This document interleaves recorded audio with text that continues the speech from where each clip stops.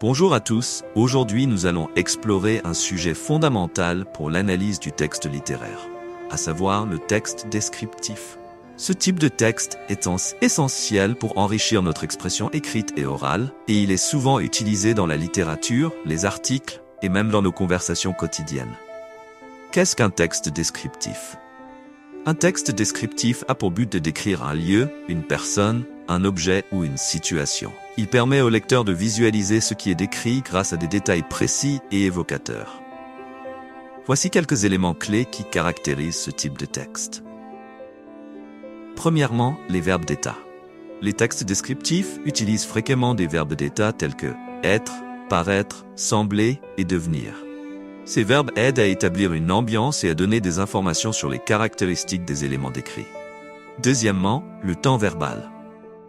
Le temps principal utilisé dans les descriptions est souvent l'imparfait. Ce choix grammatical permet de créer une atmosphère de continuité, de stabilité et de durée.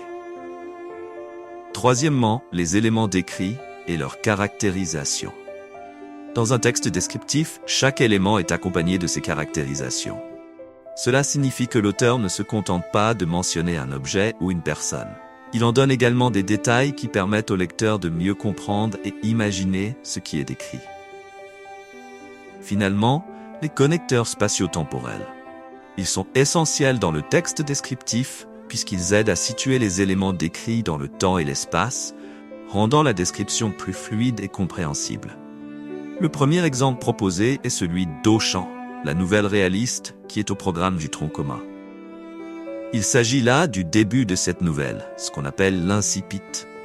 On voit bien que le narrateur décrit le lieu principal de l'histoire.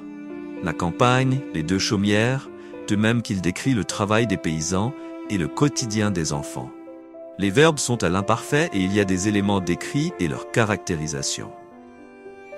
Passons à un autre exemple, le roman autobiographique d'Ahmed Sefrioui, La boîte à merveilles, qui met en scène la vie d'un enfant de 6 ans qui nous introduit dans un environnement un peu particulier, une petite société avec ses relations, ses problèmes, ses activités et ses préoccupations. Il s'agit dans cet extrait de la description des rituels de la voyante. Le narrateur évoque les différents éléments qui contribuent à la peinture d'une ambiance fantastique. La fumée des aromates, les instruments de musique, les robes, les couleurs. Finalement, le troisième exemple proposé est celui de Candide, le conte philosophique écrit par Voltaire. Dans ce passage extrait du chapitre 3 de l'œuvre, le narrateur décrit d'une manière ironiquement méliorative deux armées, les Bulgares et les Avars, qui s'affrontent dans une guerre inutile et tragique. En résumé, pour reconnaître un texte descriptif, il faut prêter attention à l'utilisation des verbes d'état, à l'imparfait comme temps principal, aux caractéristiques détaillées des éléments décrits, ainsi qu'aux connecteurs spatio-temporels qui structurent la narration. J'espère que cette présentation vous aidera à mieux comprendre le texte descriptif et à l'utiliser efficacement dans vos propres écrits.